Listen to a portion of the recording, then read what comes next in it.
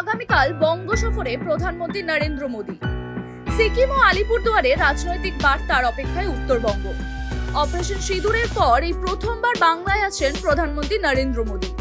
আগামীকাল তার সফর ঘিরে ইতিমধ্যেই উত্তরবঙ্গ জুড়ে নিরাপত্তা ব্যবস্থা চূড়ান্ত পর্যায়ে পৌঁছেছে। প্রধানমন্ত্রী প্রথমে রওনা হবেন সিকিমের রাজধানী গ্যাংটকের উদ্দেশ্যে।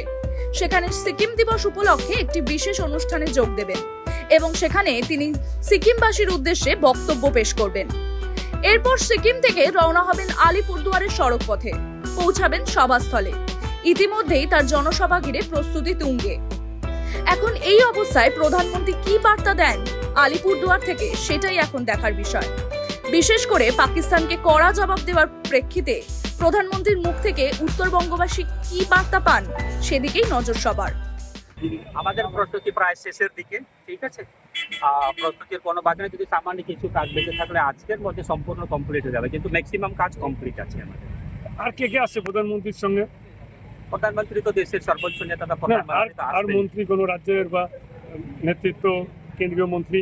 দেখুন, আমাদের তো মন্ত্রী আছে, আমাদের প্রদেশের সভাপতি প্লাস মন্ত্রী, তো উনি তো থাকবেনই। আমাদের বিরোধী দল নেতা তো থাকবেনই, যেহেতু আমাদের পশ্চিমবঙ্গ বিধানসভার বিরোধী দল নেতা, তো স্বাভাবিক কারণে প্রধানমন্ত্রী আসলে তো দুইজন তো থাকবেনই। আলিপুরদুয়ারবাসীর প্রত্যাশা প্রধানমন্ত্রীর এই সফরকে ঘিরে কি আশা করছেন? প্রধানমন্ত্রী কি উপহার দেবে? কিছু তো হয়তো জানতে পেরেছেন এখনো পর্যন্ত? না, এখনো আমরা কিছু জানতে পারিনি। হয়তো আমরা জেনে যাব, জানলে তো আপনাদের মাধ্যমে সাধারণ মানুষের কাছে পৌঁছে যাবে। নিশ্চিতভাবে জানতে পারবেন, জানবেন না কেন, যখন আসছেন নিশ্চিতভাবে জানবেন। তবু কিছু তো আপনারা নিশ্চয়ই এতক্ষণে জেনেছেন যে বিভিন্ন দাবি আছে, তার মধ্যে মূল দাবি রয়েছে রেলের জমিতে সুপার স্পেশালিটি হাসপাতাল, হাসিমারাতে অসামরিক বিমান পরিবহন, এছাড়া আরো অনেক দাবি রয়েছে। দেখুন, বাগানের যেটা হাসিমারাতে এয়ারপোর্ট হওয়ার কথা, সেখানে আপনারা জানেন যে আমাদের যুক্তরাষ্ট্র পরিকাঠামোতে উড়ান স্কিমের মধ্য দিয়ে সেখানে এয়ারপোর্ট হবেই, কিন্তু এয়ারপোর্ট হওয়ার জন্য তো জমির দরকার। যেহেতু একটা সামরিক সেখানে স্টেশন রয়েছে, এয়ারফোর্স রয়েছে, তো সেখানে আলাদাভাবে টার্মিনাল করতে হবে। আলাদাভাবে টার্মিনাল করতে গেলে সেখানে জমির দরকার আছে, আর জমির যেটা ল্যান্ড রাইটস আছে এটা রাজ্যের কাছে থাকে। তো যদি 37 একর জমি রাজ্য সরকার দিয়ে দেয়, তাহলে নিশ্চিতভাবে হাজিমারা এয়ারপোর্ট হবে।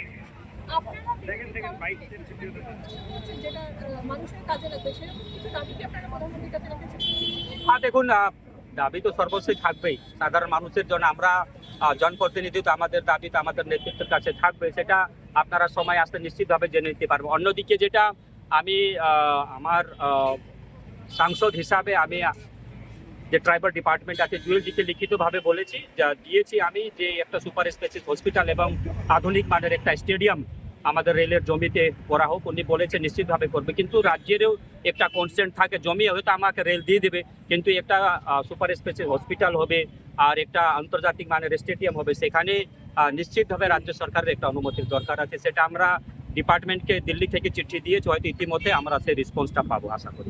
টাইমস নাও খবর।